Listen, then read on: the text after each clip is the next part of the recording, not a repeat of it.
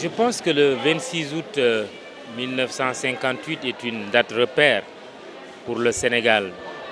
C'est la date à partir de laquelle le Sénégal s'est déterminé par rapport à son indépendance ou à la communauté franco-africaine.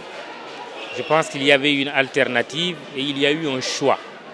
Le Sénégal est devenu indépendant et le fait d'être distingué comme compagnon des porteurs de pancartes revêt pour moi d'abord un honneur, mais surtout une signification et un sens.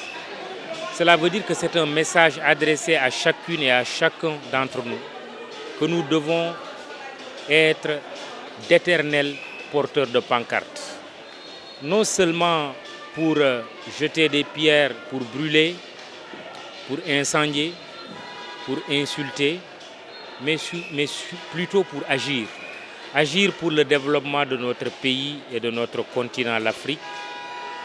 Dire au monde que nous avons quelque chose à offrir. Comme disait le président Senghor, le rendez-vous du donner et du recevoir.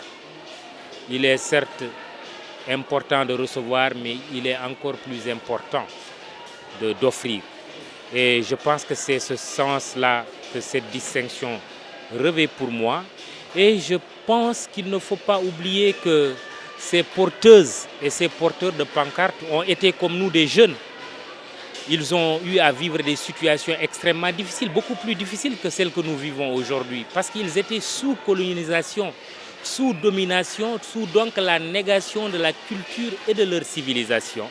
Ça, il ne faut jamais l'oublier. Soyons donc les dignes continuateurs, les relais de ces pancartes qu'ils ont eu à porter, mais surtout œuvrer pour que nous soyons véritablement indépendants. Aujourd'hui, la grande bataille qu'il faut mener, c'est l'indépendance économique, c'est l'indépendance culturelle, c'est surtout se mobiliser pour mettre un échec, faire échec à toute tentative de recolonisation qui passe par une sorte de mainmise sur nos ressources nationales. Et ça, je pense qu'il faudra être extrêmement vigilant.